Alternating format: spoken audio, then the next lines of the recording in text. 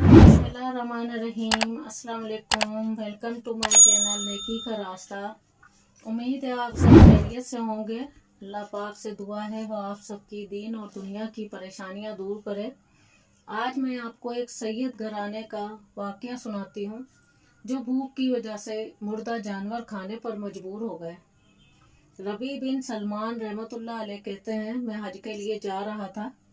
मेरे साथ मेरे भाई थे और एक जमात थी। जब हम कूफा में पहुंचे तो वह ज़रूरियात सफ़र खरीदने के लिए बाज़ारों में घूम रहा था।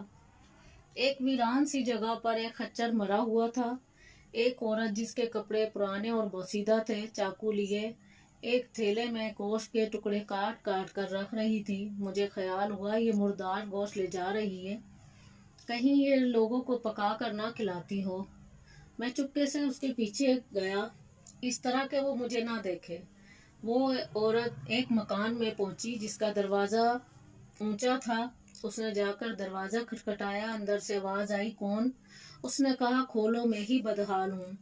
दरवाज़ा खोला गया। उसमें से 4 लड़कियां नजर आई जिनके चेहरे से बदहाली और मुसीबत के आसार जाहिर हो रहे थे।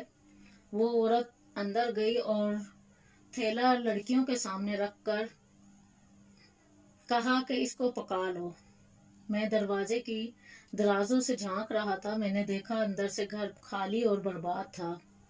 उस औरत ने रोते हुए लड़कियों को आवाज देकर कहा कि जाओ, अल्लाह का शुक्र अदा करो। अल्लाह ताला अपने बंदों पर इख्तियार रखता है, उसके कब्जे में लोगों के दिल हैं। वो लड़कियां उसको काट काट कर आग पर भूनने लगी। मुझे बहुत कराहत महसूस हुई।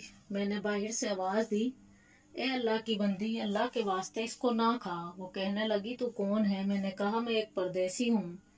उसने कहा, तू हमसे क्या चाहता है? हम तो खुद ही मुकद्दर के कैदी हैं। 3 साल से ना कोई हमारा मददगार है। तू हमसे क्या चाहता है? मैंने कहा, मजूसियों के एक फिरके के सिवा मुर्दार का खाना किसी मजहब में जायज नहीं। वो कहने लगी, हम खानदान नबूवत के शरीफ सैयद हैं। इन लड़कियों का बाप बड़ा शरीफ था, अपने ही जैसों में इनका निकाह करना चाहता था। उसकी नौबत ना आई, उसका इंतकाल हो गया।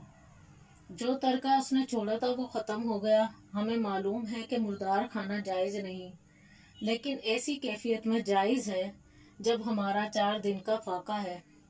रबी कहते हैं, उसके हालात सुनकर मुझे रोना आ गया और मैं रोता हुआ दिल बेचैन वहाँ से वापस हुआ। मैंने अपने भाई से कहा, मेरा इरादा हज का नहीं रहा। उसने मुझे बहुत समझाया, हज के फजाइल बताए। हाजी ऐसी हालत में लौटता है कि उसके गुनाह नहीं रहते, वगैरह वगैरह। मैंने कहा, बस लंबी बातें ना करो। ये कहकर मैंने अपने कपड़े और इहराम की चादरें, जो सामान मेरे साथ था, वो सब लिया और नकद 600 दरहम लिए। उनमें से 100 दरहम का आटा खरीदा, 100 दरहम का कपड़ा। बाकी जो दरहम बचे वो आटे में छुपाकर उस बुढ़िया के घर पहुंचा। ये सब सामान और आटा वगैरह उसको दे दिया। उस औरत ने अल्लाह का शुक्र अदा किया और कहने लगी, अल्लाह तेरे अगले पिछले सब गुनाह माफ करे, तुझे हज का सवाब अता करे और अपनी जन्नत में तुझे जगह अता फरमाए और ऐसा बदल अता फरमाए जो तुझे भी जाहिर हो जाए। सबसे बड़ी लड़की ने कहा, अल्लाह तेरा अजर 2 चंद करे, तेरे गुनाह माफ करे।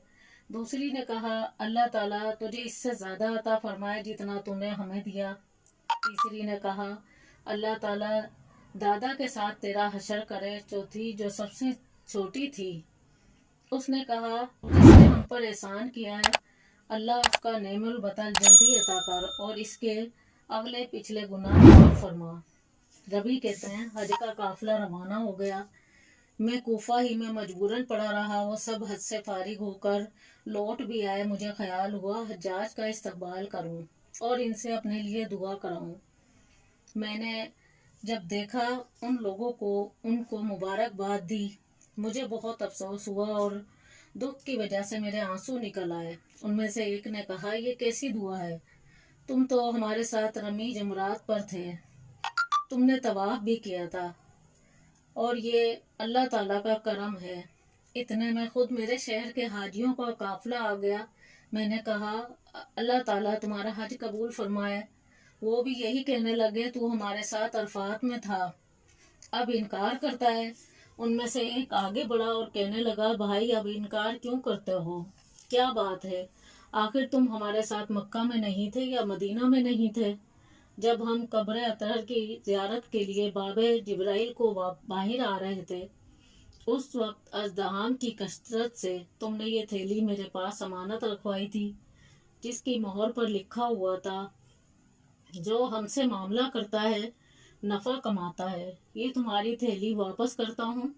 ربی کہتے ہیں، واللہ میں نے اس تھیلی کو کبھی اس سے پہلے دیکھا بھی نہ تھا۔ اس کو لے کر گھر واپس آیا، عشاء کی نماز پڑھی، اپنے وظیفے پورے کیے، اسی سوچ میں جاگتا رہا کہ آخر یہ کیا قصہ ہے۔ اسی میں میری آنکھ لگ گئی تو میں نے حضور صلی اللہ علیہ وسلم کو خواب میں دیکھا۔ ان کی زیارت ہوئی تو میں نے حضور صلی اللہ علیہ وسلم کو سلام کیا اور ہاتھ چومے۔ حضور صلی اللہ علیہ وسلم مسکرائے، سلام کا جواب دیا اور ارشاد فرمایا، اے ربی، آخر تم کتنے گواہ اس پر چاہتے ہو کہ تم نے حج کیا ہے؟ تو مانتا ہی نہیں۔ سن، بات یہ ہے، جب تم نے اس عورت پر جو میری اولاد تھی صدقہ کیا اور اپنا زاد راہ اثار کر کے اپنا حج ملتوی کیا، تو میں نے اللہ تعالیٰ سے دعا کی کہ وہ اس کا نعم البدل تجھے عطا فرمائے۔